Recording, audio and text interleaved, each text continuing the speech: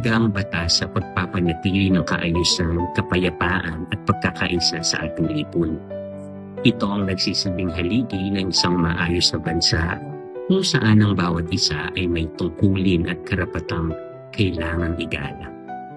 Ang pagsunod sa batas ay hindi lamang simpleng pagsunod sa alituntunin. Ito ay isang anyo ng pagiging makabansa at makapilipino.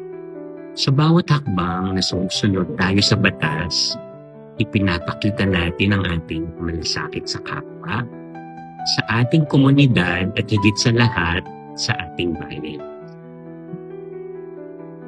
Ang tunay na pagmamahal sa Pilipinas ay makikita sa ating araw-araw na kilos bilang responsableng mamamayan.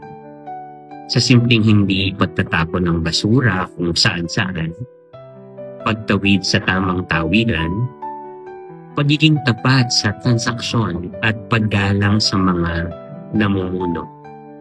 Lahat ng ito ay konkretong anyo ng makabayang diwa. Hindi kailangan maging bayani upang maging makabansa. Sapat na ang pagganap sa ating tungkulin bilang mabuting Pilipino. Napakahalaga ng papel na ginagampanan ng ating mga kapulisan bilang tagapagtanggol ng batas at ng karapatan ng bawat Pilipino sa kanilang dedikasyon at sakripisyo na ipagpapatuloy ang seguridad at kaayusan ng ating bayan. Hindi madali ang kanilang tungkulin. Ngunit ito'y kanilang pinili bilang serbisyo sa inang bayan. Kaya't nararapat lamang na sila'y igalang, suportahan, at kilalanin bilang mga tunay na lingkod bayan. Sa panahon ngayon, higit kailanman, kailangan natin ng pagkakaisa, disiplina at pagmamahal sa ating bansa. Ang pagiging makabansa ay hindi lamang sa salita, kundi higit sa gawa. Pagsunod sa batas, sa ating saligang batas, at pagiging mulat sa ating mga pananagutan bilang Pilipino.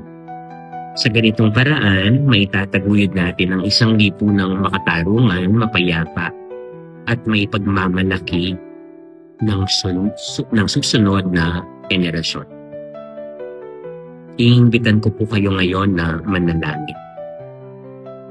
Aming Diyos na makapangyarihan, nagpapasalamat kami sa biyaya sa aming inang bayan, ang Pilipinas.